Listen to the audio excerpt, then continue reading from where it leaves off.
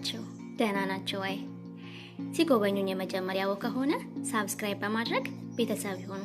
ዛሬ ደግሞ ይዤላችሁ የቀረብኩት ምርጥ 10 ለፀጉራችን እድገትና ለፀጉራችን ተስማሚ የሚሆነውን የፀጉር ቅባት ይሆናል። ተከታተሉኝ። ፀጉራችንን ብዙ ጊዜ ቅባት የምንቀባው ከታጠብን በኋላና ስንሰራ ነው። ነገር ግን ከመታጠባችን በፊት ቅባት አርሰን መታጠብ ያለብን ሲሆን ከታጠብን በኋላ ፀጉር ደረቅ እንዳይሆንና ጥሩ የሚባል ወዝ እንዲኖረው ተስማሚውን ቅባት መቀባት አለብን። አንዳንዴ ፀጉራችንን ተሰርተን ቅባት የማንቀባበት ጊዜ አለ። ይህ ደግሞ ፀጉራችንን ደረቅ ስለሚያደርገው በቀላሉ እንዲሰባበርና እንዲጎዳ ያደርጋል። በነገራችን ላይ ከመታጠባችን በፊት የምንቀባቸው ቅባቶች በቀላሉ ቆዳን ሰርስሮ መግባትና ማራስ የሚችሉ ናቸው። እንደነዚህ አይነት ዘይቶች ከ2 እና ከ3 ሰዓት በላይ ፀጉራችን ላይ እንዲቆዩ አይመከሩም። በአጭር ጊዜ ውስጥ የሚያስፈልገውን ጥቅም ለፀጉራችንና ለቆዳችን መስጠት የሚችሉ ናቸው። እነዚህ ቅባቶች አንዳንዶቹ እንዲያውም ፀጉር ላይ ማደር ወይንም ደግሞ መቆየት የለባቸውም። እንግዲህ አንዳንዶች ቅባቶች በአማርኛ ላገኛቸው ስላልቻልኩ በቀጥታ በእንግሊዘኛ ባላቸው ስሞች ነው ልነግራችሁ የወደድኩት። ለነገሩ በገበያም ለመፈለግ የእንግሊዘኛ ስሙን ማወቁ ነው የሚጠቅመን። ምክንያቱም አብዛኛው ቅባቶች ስማቸው የሚጻፈው በእንግሊዘኛ ስለሆነ። አንደኛ ሻባተር ነው። በተለይ ለኛ ለአፍሪካውያን ፀጉር የተሻለና ተመራጭ ነው። ፀጉርን የማለስለስና የማፍታታት ባህሪ ስላለው በተለይ ጠንከር ወይም ከርደድ ለሚል ፀጉር ቆንጆ ነው። ብዙውን ጊዜ ፀጉር እንዳያድግ የሚያደርገው ሲደርቅ፣ በተለያየ ምክንያት ሲጎዳ፣ በጉዳቱ ምክንያት ሲነቃቀልና ሲሰባበር ነው። ለዚህ ሻባተር በፕሮቲንና በቫይታሚን የበለጸገ በመሆኑ ፀጉርን በማለስለስና የጭንቅላት ቆዳን በማራስ ተገቢውን እድገት እንዲኖረውና እንዲለሰልስ ያደርገዋል። በተከታታይ ሻባተርን የምንጠቀም ከሆነ ፀጉር የሚያሳያቸው ለውጦች የጭንቅላት ቆዳ ጥርት እንዲልና ከፎሮፎር ነፃ እንዲሆን ያደርጋል። ወጥ የሆነ የፀጉር እድገት እንዲኖረን ይረዳል። የተሰባበረን ፀጉር በማለስለስና በማፍታታት እንዳይሰባበርና ጤናማ ሆኖ እንዲያድግ ያደርጋል። ለሳሳና ለተሰባበረ ፀጉር እንደ አዲስ ተመልሶ እንዲበቅል ያስችላል። አጠቃቀሙ ልክ እንደ ቅቤ ነው። ሻባተርን የምንጠቀመው ፀጉራችንን ከስር ጀምረን ቆዳችንን በደንብ እንዲልስ አድርገን መቀባት እና ሙሉ የፀጉራችንን ክፍል ማዳረስ። በላስቲክ ሸፍነን ከ2 እስከ 3 ሰዓት በማቆየት መታጠብ። በነገራችን ላይ ሻባተርን ከጉሎ ዘይት ወይንም ከአቮካዶ ጋር ከነዚህ አንዱን መርጠን በመቀላቀል መጠቀም እንችላለን። ለውጡን በአጭር ጊዜ ማግኘትም እንችላለን። ሁለተኛ አቮካዶ ኦይል። አቮካዶ ጣፋጭ ምግብ መሆኑን ብቻ ሳይሆን እንዲሁም ፀጉራችንን ከመታጠባችን በፊት ጥሬውን አቮካዶ መቀባት ፀጉር ጤናማ እድገት ያለውና የሚያበራ ወዝ እንዲኖረው የሚያደርግ ነው። እንዲሁም አቮካዶን ከሂናና ከእንቁላል ጋር አድርገን ብንቀባ ፀጉር እንዳይነቃቀልና ወዝ እንዲኖረው ስለሚረዳ እንዲዳብር ያደርጋል። አቮካዶ ኦይል በኬሚካልና በሙቀት ለተጎዳ ፀጉር፣ በፎሮፎር እንዲሁም ለደረቅ ፀጉር ፍቱን መፍትሄ ነው። በፕሮቲንና በቅባት የበለጸገ በመሆኑ የፀጉር ወዝን ለመጠበቅና ፎሮፎርን ለማጥፋት ይጠቅማል። አጠቃቀሙ የአቮካዶን ዘይት ከመታጠባችን በፊት ብንቀባው ጥሩ ነው። ከመታጠባችን በፊት የጭንቅላታችንን ቆዳና ፀጉራችንን በደንብ እስኪርስ ድረስ መቀባት እና ቀስ እያልን ቆዳችንን ማሳጅ ማድረግ የጭንቅላታችንን ቆዳ በደንብ እንዲርስ ያደርግልናል። ከዛን በላስቲክ በመሸፈንና ለ2 ሰዓት ያክል አቆይተን መታጠብ። ሶስተኛ ኦሊቭ ኦይል ወይም የወይራ ዘይት። በተለይ ፀጉር የደረቀ ከሆነና የሚሰባበር ከርደድ ያለ ከሆነ የወይራ ዘይት በቀላሉ ቆዳን ሰርስሮ በመግባት የማራስ አቅሙ ከፍተኛ ሲሆን በፋትም የበለጸገ ነው። ይህም ደረቅ የሆነውን ፀጉር ለማለስለስና ወዙን ለመመለስ በተጨማሪ አንቲኦክሲዳንት ባህሪው ፎሮፎርንና ፈንገስን ለመከላከል ፍቱን ነው። በተለይ ለደረቅ ፀጉር የወይራ ዘይት ቢጠቀሙ ተመራጭ ነው። ለፀጉር ልስላሴ ይረዳል። ያለ እድሜ የሚከሰት ሽበትን ይከላከላል። ወዛምና የሚያበራ ፀጉር እንዲኖረን ያደርጋል። አጠቃቀሙ የወይራን ዘይት ፀጉራችንን ልንታጠብ ስንል ከምንቀባቸው ቅባቶች አንዱ ነው።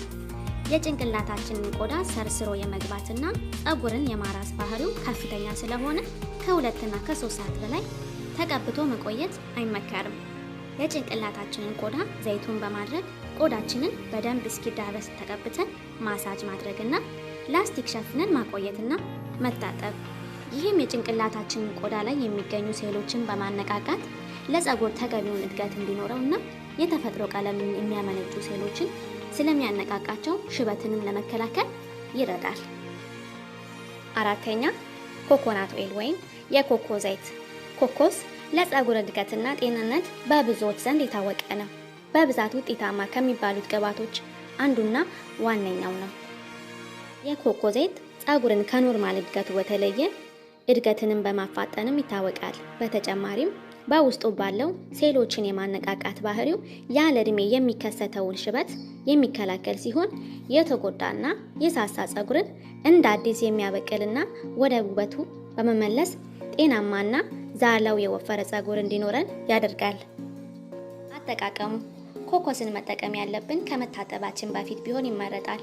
በቀላሉ ፀጉርንና የጭንቅላታችንን ቆዳ የማራስ ባህሪ ስላለው ተቀብተን ከ2 እስከ 3 ሰዓት ያክል ማቆየቱ በቂ ነው።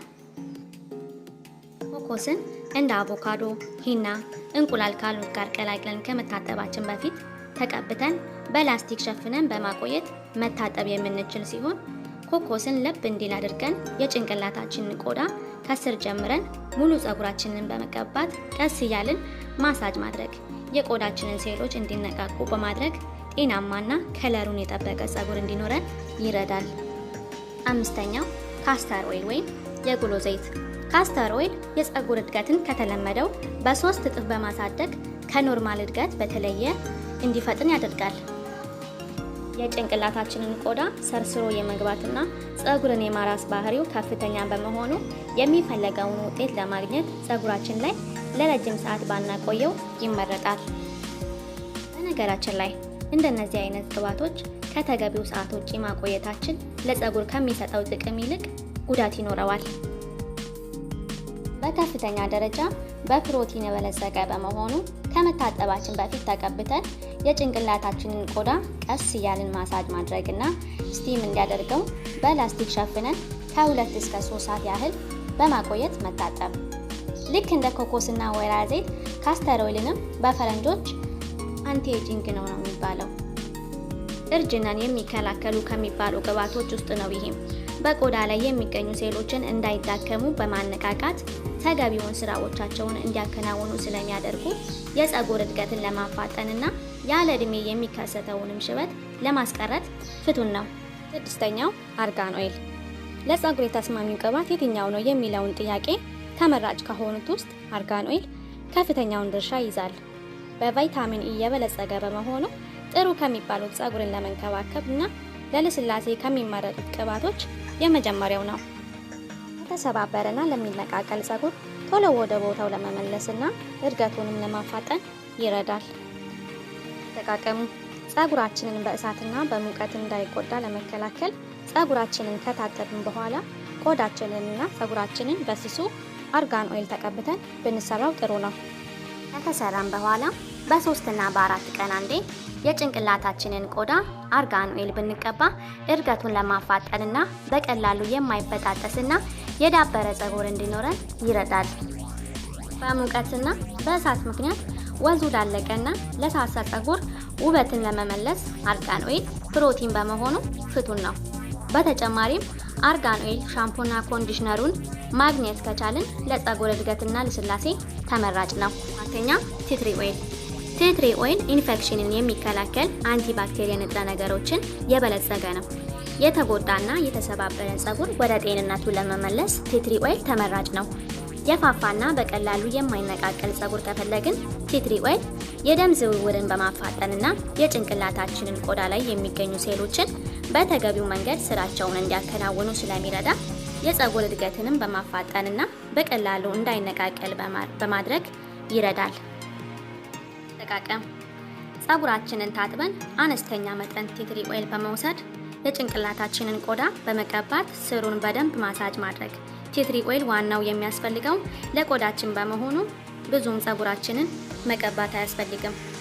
የስሩ የጭንቅላታችንን ቆዳ ብቻ ከተቀባን በቂ ነው። ከቆሸሸ ፀጉር ይልቅ ታጥበን ንጹህ ጭንቅላት ላይ ብንቀባው የተሻለ ነው። 8ኛ አልመንድ ኦይል። አልመንድ ኦይል በተለይ በተፈጥሮ ስስ ለሆኑ ፀጉሮች ተመራጭ ነው። የሳሳ ፀጉርን ውፍረቱን ለመመለስና ለማዳበርም ተመራጭ ነው። በቫይታሚን ኢ እና በፕሮቲን የበለጸገ በመሆኑ የፀጉር ወዝን ለመጠበቅ ቆዳን ጥርት እንዲልና ከፎሮፎር ነፃ እንዲሆን ስለሚረዳ የፀጉር እድገትን ለማፋጠን ይረዳል። በተጨማሪም አልመንድ ኦይል የቆዳንና የፊትን ጥራት ለመጠበቅ ተመራጭ ነው። ፊትን ከሽፍታና ከቡግር ጽድት ለማድረግ አልመንድ ኦይል ፍቱን ነው።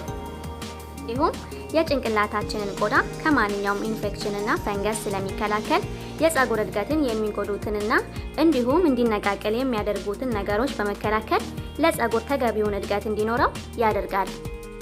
ተጠቀሙ። አልመንድ ኦይልን የምንጠቀመው ፀጉራችንን ከታጠብን በኋላ ሳይደርቅ ቆዳችንንና ፀጉራችንን ተቀብተን ካስክ ብንገባ ወይንም ደግሞ ሽሩባ የምንሰራ ከሆነ ከተሰራን በኋላ የጭንቅላታችንን ቆዳ ቢያንስ በሳምንት 2 ብንቀባው ፈጣን የሆነ ለውጥ ማግኘት እንችላለን። እኛም አሎቬራ ኦይል ወይም የእሬት ዘይት። አሎቬራ በተለይ ጄሉን ብንጠቀመው ማለትም ከአሎቬራ ተክል ላይ ቆርጠን ጄሉን በማውጣት ለፀጉር ከመታጠባችን በፊት ተቀብተን ለ3 ሰዓታት ያህል አቆይተን ብንታጠበው በሙቀትና በእሳት ምክንያት ለሳሳና ለሚነቃቀል ፀጉር ፍቱን መላ ነው። ተጨማሪም የአሎቬራ ዘይት ፀጉራችንን ከታጠብን በኋላ የምንቀባው ቅባት ሲሆን ፀጉርን ፍሪዝ ለማድረግ የፀጉር መነቃቀልና መሳሳትን ለመከላከል የሳሳንና የተጎዳ ፀጉር እንዲዳብርና ወፍራም ዛላ ያለው እንዲሆን በማድረግ ጠቃሚ ነው። ተጠቀሙ። አሎቬራ ኦይልን የምንቀባው ፀጉራችንን ከታጠብን በኋላ ነው። እንደ ማንኛውም ቅባቶች ፀጉራችንን የምንሰራም ከሆነ ተቀብተን ካስክ ብንገባ አሊያም ሽሩባ የምንሰራ ከሆነ ቆዳችንን ብንቀባው ጥሩ የሚባል ውጤት እናገኛለን።